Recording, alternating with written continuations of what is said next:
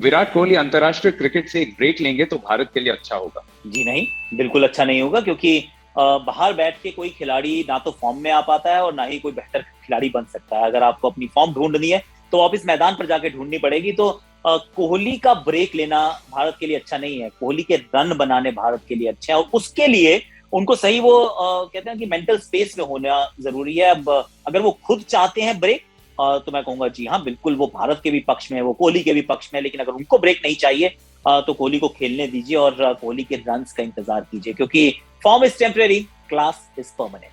दीपक चाहर को वनडे विश्व cup team में जगह मिलनी चाहिए। जी हाँ, मिलनी चाहिए, लेकिन ये तो मैंने वो T20 वर्ल्ड कप के लिए भी कहा था, तो मेरे और आपके कहने से कुछ होता नहीं है।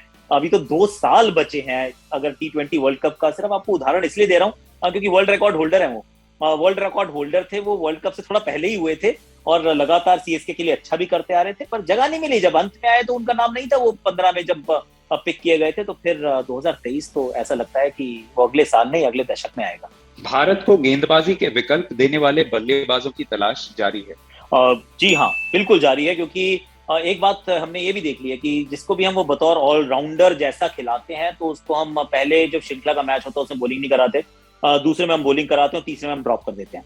ये हमने वेंकटेश अय्यर के साथ किया, बिल्कुल एग्जैक्टली हमने वैसा ही कर दिया अपना दीपक हुडा के साथ। तो फिर अगर इसी प्रकार से चलते रहेंगे तो ठीक है। भारत एक खोज बहुत पहले एक सीरियल आया करता था, तो ये भी अभी खोज जो है वो चालू रहेगी। फ्लड लाइट चला के रखिए वो ढूंढने के लिए कि कौन है अगला ऑलराउंडर जो थोड़ी सी बॉलिंग कर दे हमारे टॉप 6 में।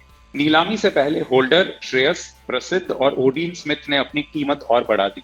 जी हाँ, होल्डर अब चले गए हैं, वो बिलियन डॉलर के दूसरी तरफ चले गए हैं। शायद पहले थोड़ा सा इस तरफ हुआ करते होंगे। श्रेयस अय्यर की तो खैर बड़ी, मुझे नहीं लगता कि उनके कोई एक पारी खेलने से उनकी कीमत में कोई बदलाव आया है।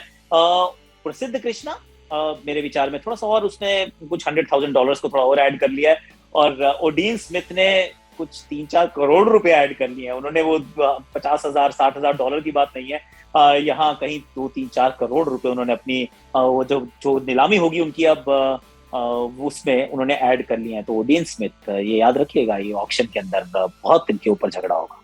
आक्रामक बल्लेबाजों के खिलाफ कुलदीप अपनी लय खो बैठते हैं। जी नहीं, बहुत छोटा सैंपल साइज है ये कहने के लिए। अब ये कहें कि वो उनसे पहले जिन गेंदबाजों या बल्लेबाजों को गेंदबाजी कर रहे थे उनके पास ना कुछ आक्रामक सोच नहीं थी। भाई वेस्ट इंडीज के तो कहते हैं उनकी रगों में आक्रामकता है, क्योंकि तभी तो वो खेलते T20 क्रिकेट है। पर वहां पे निकोलस पूरन को भी उन्होंने फंसाया। वो डालते हैं, वो आगे गेंद डालते हैं, ऐसी गेंदों पर जिस लेंथ पे वो डालते हैं वो एक्चुअली आपको एनकरेज करते हैं कि बड़ा शॉट लगाइए। अब अगर बड़ा शॉट लग जाता है तो हम कहें कि नहीं नहीं, देखिए इनकी लय खराब हो गई, ये तो बात ही गलत है ना, क्योंकि वो गेंद उस जगह पे डाली इस मंशा के साथ गई है कि आप बड़ा शॉट लगाइए। अब उसमें कई बार छक्का लगेगा, कई बार आउट होगा, लेकिन अगर आउट ज्यादा हो रहे हैं और छक्के कम लग रहे हैं, I am absolutely happy with that.